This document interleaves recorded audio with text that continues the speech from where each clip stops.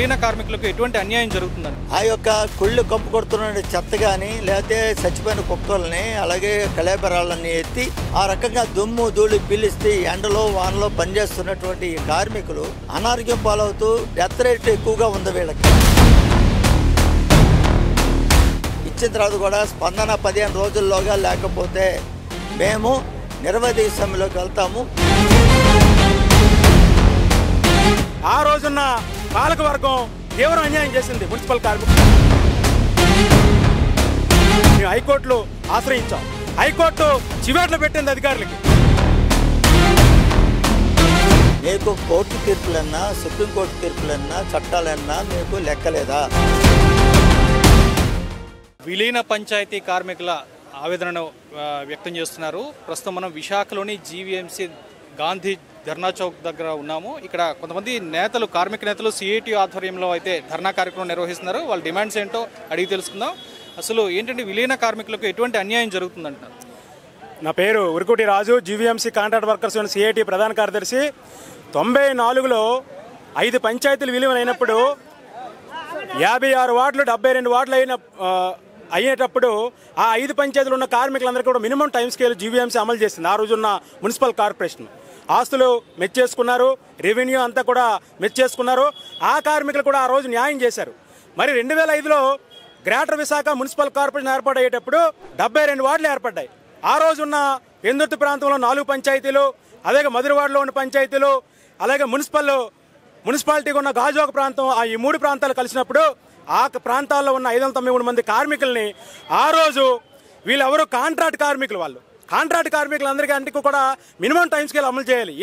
మీరు ఏదైతే 5 పంచాయతీల్లో కలిపినప్పుడు ఇచ్చారో అదే రకంగా వీళ్ళకి కూడా మినిమం టైం స్కేల్ అమలు చేయాలి. కానీ ఆ రోజున్న పాలక వర్గం తీవ్ర అన్యాయం చేసింది మున్సిపల్ ముఖ్యంగా ఈ విలీన పంచాయతీ కార్మికులందరికీ కూడా. ఆ రోజే వీళ్ళందరికీ మినిమం టైం స్కేల్ ఇచ్చుంటే ఈరోజు వీళ్ళందరూ కూడా పర్మనెంట్లు అయ్యేవాళ్ళు. ఆ రకంగా ఈ పాలక వర్గం అన్యాయం చేసింది. తీరిక గత్యంతరం లేక ఈ కార్మికులందరూ 2012లో మేము హైకోర్టులో ఆశ్రయించాం. హైకోర్టు చివేట్లు పెట్టింది అధికారులకి. చివేట్లు పెట్టి వీళ్ళందరూ కాంట్రాక్ట్ వర్కర్లు, వీళ్ళ ఆప్కాస్లో కలపకూడదు, వీళ్ళందరికీ మినిమం టైం స్కేల్ అమలు చేయాలని చెప్పేసి ఆర్డర్ మొన్న ఏప్రిల్ ఇచ్చింది. ఇప్పటికీ కమిషనర్ గారు స్పందించడం లేదు. ఎన్నోసార్లు కౌంటర్లు వస్తున్నాయి, లెటర్లు వస్తున్నాయి, సమాధానం చెప్పడం లేదు. వెంటనే ఎవరైతే 593 మంది ఉన్నారో వెంటనే మా డిమాండ్ ఏంటంటే గత మున్సిపల్ పాలక వర్గంలో ఎలాగైతే మినిమం టైం స్కేల్ అమలు చేస్తారో అదే రకంగా వీళ్ళకి ఈ 500 మందికి కూడా 93 మందికి కూడా మినిమం టైం స్కేల్ అమలు చేయాలి. అంటే కోర్టు ఆదేశాలను సైతం ధిక్కరిస్తున్నారంటే ఏంటి, ఎక్కడ లోపం ఉందంటే? అది లోపం అంటే జీవీఎంసీ పాలక వర్గమే ప్రధానంగా, ముఖ్యంగా కమిషనర్ గారు. గత కమిషనర్లు కూడా ఎన్నోసార్లు మేము చేస్తాం నోటి మాటతో వదిలేశారు. కానీ గత్యంతరం లేక మేము హైకోర్టుకి వెళ్ళాం. హైకోర్టు ఇప్పుడు చివేట్లు పెట్టి వెంటనే మినిమం టైం స్కేల్ అమలు చేయమంటే కమిషనర్ గారు స్పందించట్లేదు. ఇప్పుడు 4 దఫాలు లెటర్లు ఇచ్చాం, పట్టించుకోవట్లేదు. వేరే గత్యంతరం లేక ఈరోజు మేము ధర్నా చేస్తున్నాం. లేని ఏళ్ళ మరో సమ్మెకి మేము రెడీ అవుతామని చెప్పేసి కమిషనర్ గారు ముఖ్యంగా వెంటనే సమాధానం చెప్పాలి. హైకోర్టుకి వీళ్ళందరినీ మినిమం టైం స్కేల్ అమలు చేయాలని చెప్పేసి మేము డిమాండ్ చేస్తూ ఉన్నాం. మినిమం టైం స్కేల్ మీద మీరు పెద్ద ఎత్తున ఉద్యమానికి అయితే దిగబోతున్నారు. సో ఏ విధంగా ఉంటుంది కార్యాచరణ మీద? ఇది ప్రభుత్వాన్ని మేము ప్రశ్నించేది ఏంటంటే అధికారుల్ని, మీకు కోర్టు తీర్పులన్నా సుప్రీంకోర్టు తీర్పులన్నా చట్టాలన్నా మీకు లెక్కలేదా? మా ఉన్నవి చట్టాలు ఉన్నవి ఎవరి కోసం? కష్టపడేది ఈ కార్మికులు ప్రజల తాలూకు ఆరోగ్యాల కోసం, వీళ్ళ తాలూకు ఆరోగ్యాలను ఫణంగా పెట్టి ఆ యొక్క కుళ్ళు కంపు కొడుతున్న చెత్త కానీ లేకపోతే చచ్చిపోయిన కుక్కల్ని అలాగే కళేబరాలన్నీ ఎత్తి ఆ రకంగా దుమ్ము ధూళి పీలిస్తే ఎండలో వానలో పనిచేస్తున్నటువంటి ఈ కార్మికులు అనారోగ్యం పాలవుతూ డెత్ రేట్ ఎక్కువగా ఉంది వీళ్ళకి.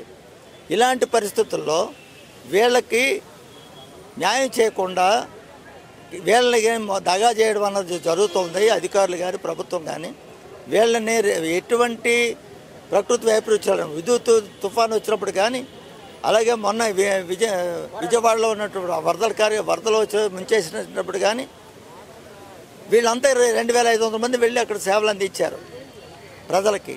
అట్లాంటి వీళ్ళకి న్యాయం చేయకపోతే, కోర్టు తీర్పిచ్చినా సరే న్యాయం చేయకపోతే ఇంక వీళ్ళు ఉండేది ఎందుకనే మేము అడుగుతున్నాం. కార్మికుడు 60 సంవత్సరాలు అయిపోయిందని చెప్తున్నా వెంటనే ఆపేస్తున్నారు, ఎటువంటి నోటీస్ ఇవ్వకుండా.